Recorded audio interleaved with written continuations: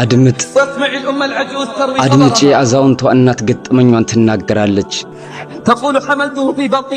ትላለች በሆዴ 9 ወር ተሸከምኩት። አባቱ በተወለደ በወሩ ሞተ። አባቱም እናቱም ሆንኩለት ለሱና ለታላቅ እህቱ። ከመውደዴ የተነሳ 3 ዓመት ነበር ያጠባሁት። ራሱ በራሱ ጊዜ እስኪተው ድረስ መውደድና ፍቅሬን ሁሉን ሰጠሁት። ለአቅመ ትዳር ሲደርስ ከአንዲት ከመወዳት ሴት ልጅ ጋር ዳርኩት። በጸባዩዋ በዲኗ ለቤተሰቦቿ ያላትን አክብሮት አይቼ ከ5 ዓመት በኋላ ፈታት። አንድ ሴትና አንድ ወንድ ልጅ ከመጣችለት በኋላ ፈታት። እሱ እንደሚለው የተማረች አይደለችም። ሌላ አገባ አስተማሪነት የምትሰራ። እኔም ልጆቹን በማሳደግ ተጠመድኩ።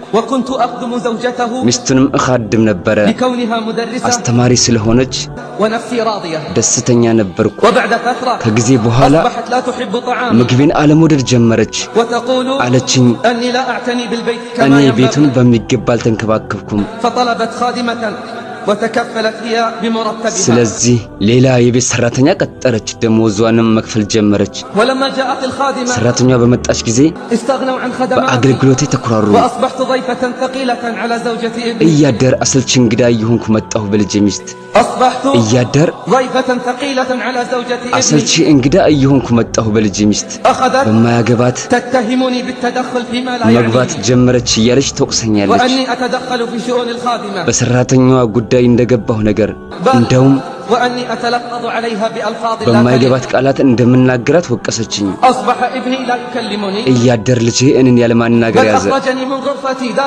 እንደውም ቤት ውስጥ ካለው ክፍሌ አስወጡኝ። እንደውም ቤት ውስጥ ካለው ክፍሌ አስወጡኝ። ከቤት ውጪ ወደ ተሰራው ክፍል እንደውም ሰራተኛዋን በኔ ቦታ አስገቧት። ሰራተኛዋን በኔ ቦታ አስገቧት እንደሚሉት ለሷ ስለሚፈሩላት። እኔንማ ጉዳያቸው ሁሉ አብቅቷል። ለምን ሲፈሩልኛል? እኔ አላምንም እናቴ እነሱ እኔ አላምንም እናቴ እነሱ አንቺ ላይ ይህን ይፈጽማሉ ብዬ ትላለች። ቻልኩት። ይህንንም ችዬ ወደድኩት። ንዴቴንም ደበኩኝ። ምክንያቱም ልጄን እወደዋለሁ።